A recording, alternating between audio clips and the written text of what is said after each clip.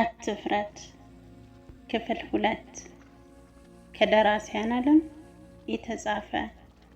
አቅራቢ ኢፋት ለቭ ስቶሪጅ። ከአቡሽ ጋር የእድሜ ልዩነታችን ከ10 ዓመት ይበልጣል። ግን ዮሴፍ ጥሙን በኔ በህፃኗ ያክስቱ ልጅ ላይ ነበረ የሚወጣው። ትምህርቱም እያስጠላኝ መጣ።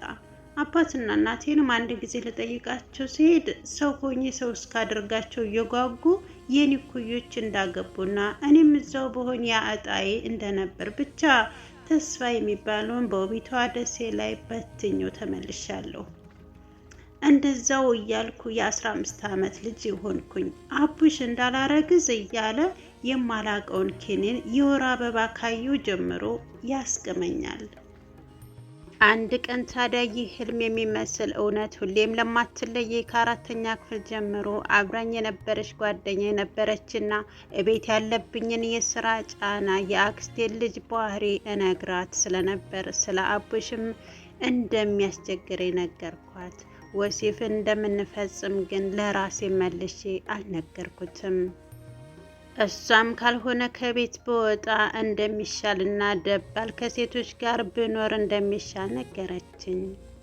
ይህም ጥሩ፣ ግን የግድ ከትምህርት ቤት በኋላ ስራ ያስፈልገኛል። ሁሉም በጓደኛዬ ጥረት ተሳካ።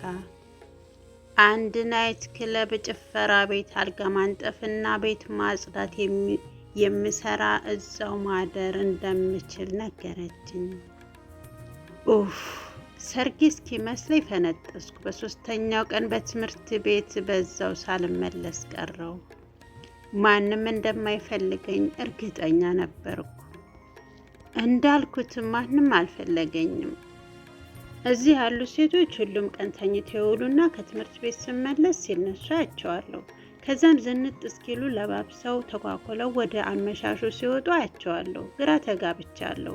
የገባሁበት ጭፈራ ቤት ለሳምንት ያህል ምንም ሳይሰማኝ በደስታ ትምህርቴን ለአንድም ደቂቃ ሳላረፍድ ቀጠልኩኝ። ነገር ግን የጠማማው ዕድሌ እዚህም ተከትሎ መጥቷል። በሳምንቴ ቅዳሜ ደርሶ ትምህርት አልነበረምና እናም ቤቱ አልኩኝ። እነዛ ማታ ተውበው የሚወጡት ሴቶች ለካ ቀን ላይ ይቅማሉ፣ ያጨሳሉ። ከዛ ማታ ለጭፈራ ቤቱ ደንበኞች ገላቸውን ይሸጣሉ። በጣም ሱሰኞች ናቸው። አሳዘኑኝ። እጅግ ውብ ናቸው። በዛ ላይ ልጆች። ይቻለም ለማን ትሆን ምቹ? ራሴን ጠየኩ። እነሱ ሲቅሙ እኔ ቡና ሳፈላ የእነሱን የሌሊት ገጠመኝን ስሰማ 2ቱን ቀን አሳለፍኩ። ገና በ15 ዓመቴ ማየትና መስማት የሌለብኝን ነገር ነው የሚገጥሙኝ። የህፃንነት ወጉን እንኳን ሳላይ በውስጤ ከባድ ቁስል ይዣለሁ። ሰኞ ደርሶ ትምህርት ቤት ልሄድ ስል አንዱ የጭፈራ ቤት ኃላፊ መጥቶ ጠራኝና ከእንግዲህ አልጋ ቤቶችን ከማንጠፍ ባሻገር ማጽዳት እንዳለብኝ አረዳኝ። ለዛውም ጠዋት። በጣም ደነገጥኩ። ያለ እድሜ ተቀጣው። መስዋዕት ለምከፍልለት ትምህርቴ ሌላን እንቅፋት መኖር ስላለብኝ አማራጭም ስለሌለኝ ተስማማው። ግን በጣም ስለማረፍድ የማልገባበት ቀን በዛ። ስቀር ደግሞ በሴቶች ግፊት ወደ ሱስ መግባት ጀመርኩ። በቃምኩና በጠጣሁ ጊዜ የአክስቴን ልጅ አቡሽንና መጥፎ ድርጊቶችን፣ የአክስቴን ሴት ልጆች ክፋት፣ እንዲሁም የድሃ ቤተሰቦችን ብሶትና ምኞት እርስት አድርጋለሁ። ለዛም ተመቸኝና ገፋሁበት። ሁሌም ግን ከሁሉም እኔ ትንሽ ስለሆንኩ ይወዱኛል። ከዘመዶቼ ይልቅ እነዚህ ያዝኑልኛል። በተለይ ምንም ካልቀመሱ ይመክሩኛል። ከጠጡ በኋላ ግን አንቺ እኮ አንድ ቀን ቢዝነስ ብትሰሪ ለድሃዋ እናትሽ ቤት ትሰሪያለሽ ይሉኛል። ለምን ይሆን እያልኩ ሁልጊዜም አስባለሁ። ምክንያቱም ስለ እኔ ማንም አያውቅምና። ህፃን ስለነበርኩ ነበረ ለ16 ዓመት ቀናት ቀርተውኛል። እኔም ትምህርቴን 10ኛ ብደርስም በስራ ብዛት እየቀረው ስቀርም የተለያዩ ሱስ እየተጠመድኩ ስለነበር ከመተው ያልተሻለ ደረጃ ላይ ነኝ። አንድ ቀን ታዲያ ከክፍለ ሀገር ተደውሎ አባቴ በጣም ስለታመመ ብር ካላከች ተባልኩ። ለሴቶቹ ሳማክር እነሱ ከሱስና ልብስ የሚተርፍ ብር እንደሌላቸው ነገሩኝ። አንድ ሀሳብ ነገሩኝ። እሱም እንደነሱ ገላይን መሸጥን። አቡሽ ትዝ አለኝ። እድሜን አሰብኩ፣ ዘገነነኝ። የሴቶች ግፊትና የአባት ህመም እረፍት ነሱኝ። አቡሽ ያሳየኝን ስቃይ ባረሳውም በሌላ ወንድ ያንን ስቃይ ልደግመው ነው። ግን አሁን ባለሁበት ደረጃ አማራጭ የለኝም። ሴቶቹ አንድ ሀብታም ጎልማሳ ድንግል ናት ብለው አስተዋወቁን። ይህንን ማለታቸውን አልሰማውም። እነሱም ስለመሰልኳቸው ነበረ ይህንን ያሉት። የኔን ጉድ ማን ያውቃል? ኡፍ እንዴት ያስፈራል! ግን ብዙ አደንዛዥ ነገር ስለወሰድኩኝ ያንን ያህል አልታወቀኝም። ያንን ቀን ከሰውየው ጋር አገናኝተውን ሄዱ። እሱም ትንሽ መጠጥ ከጋበዘኝ በኋላ ሌላ ሆቴል ወሰደኝ። ሲነጋ ከሰውየው ጋር ራሴን አንድ ሆቴል ውስጥ አገኘሁት። ካለሁበት ለመነሳት ስሞክር አቃተኝ። ሰውየው በክፍሏ ውስጥ ሆኖ ይንቆራጠጣል። ደንገጫለሁ። ራሴን እጅግ አሞኛል። ፊቴን በእጄ ድንገት ስነካው ረጠበኝ። እጅን መልሼ አየሁት። በደም ተለውሷል። ድንጋጤ ብድግ አደረገኝ። ያኔ ሰውየው ቁጭ በይ ሌባ አዘዘኝ። ተቀመጥኩ። ሌባ ብር ልትበይ ደሞ አንቺ ለአንቺ ሚስቴን ትቼ ማገጥኩ። ድንግል ነኝ የምትይው ሳላይ የሚሄድ መስሎች ነው? የቀባጠረ መሰለኝ። ግን ለካ መጠየቁ ኖሯል። በጥፊ ደገመኝ። ሌሊት ሲወቅጠኝ ያደረው አላረካ ብሎ እዛው ጥሎኝ ያለ 5 ሳንቲም ሄደ። መፈጠሬን ጠላሁ። ምናለ ሰው ባልሆን፣ ምናለ ወንድ ከአባቴ ውጪ ባይፈጠር ብዬ ተመኘው። ወደ ቤቴ ከመመለስ መኪና መገጨትን መረጥኩ። ግን ነፍስ ለካ ታሳሳለች።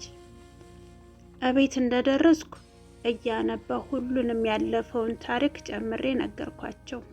ጥፋቱ የጋራ ስለሆነ ከንፈር ከመምጠጥ የዘለለ መፍትሄ የላቸውም።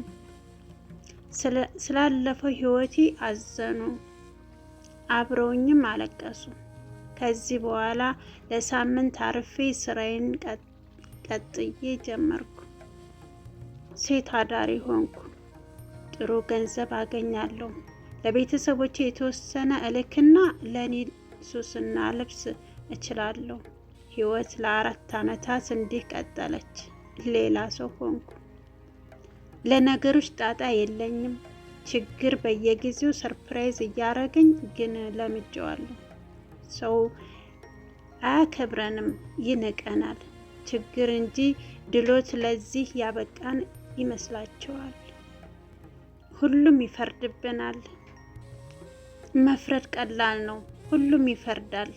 መፍረድ ቀላል ነው። ቀላል ነው። ስለዚህ ሁሉም ነገር ሰለቸኝ፣ መኖር ደከመኝ። እናም ስደትን ተመኝቼ የአረብ ሀገር ፕሮሰስ ከጀመርኩ 4 ወር ሆነኝ። ግን እስካሁን አልመጣልኝም። በዚህ መሀል ነበረ የህይወቴ ምዕራፍ 2 የተጀመረው። አጋጣሚ ከኢሚግሬሽን ስመለስ ታክሲ አጥቼ በእግሬ ወዲያ ወዲህ እያልኩ ነበረ። እናም አንድ መልካም ወጣት ክላክስ አረገልኝ። ለስራዬ ስል ራሴን ስለምጠብቅ በእርግጥም በጣም አምሮብኛል። ውብ ከሚባሉት ተርታ ነኝ። ጭፈራ ቤት እንኳን ከእኔ ለመጋደም እየተጣሉ ብዙ ጊዜ ተመታቻለሁ። ክላክስ ወዳደረገልኝ ወጣት ዞር ስል ልቤ እንደ መብረቅ መታ። ደነገጥኩ። አብሮኝ ያደረ ደንበኛ መስሎኝ ነበረ። ግን መጀመሪያ ሲጠራኝ ዝም ብዬ ፈዝዤ ሳየው በእጁ ነኝ የሚል ምልክት አሳየኝ። ተጠጋሁት። ፀሐይ የመታሽና የደከመሽ ትመስያለሽ አለኝ በተረጋጋና በሚያምር ድምፅ። በህይወቴ እንደዚህ አይነት ስሜት ይሰማኛል ብዬ ጠርጥሬ ማላቅ። ወንድ ሁሉ ለስሜቱ የሚጨነቅ አውሬ ስለሚመስለኝ ከልጁ ጋር ተዋወቅንና ሸኘኝ። ነገር ግን ስለኔ ምንም እንደምሰራ ምንም አልነገርኩትም። ሰፈሬ ሳልደርስ ነበር እንድወርድ ያደረግኩት። ወድጄዋለሁ ግን ፈራው።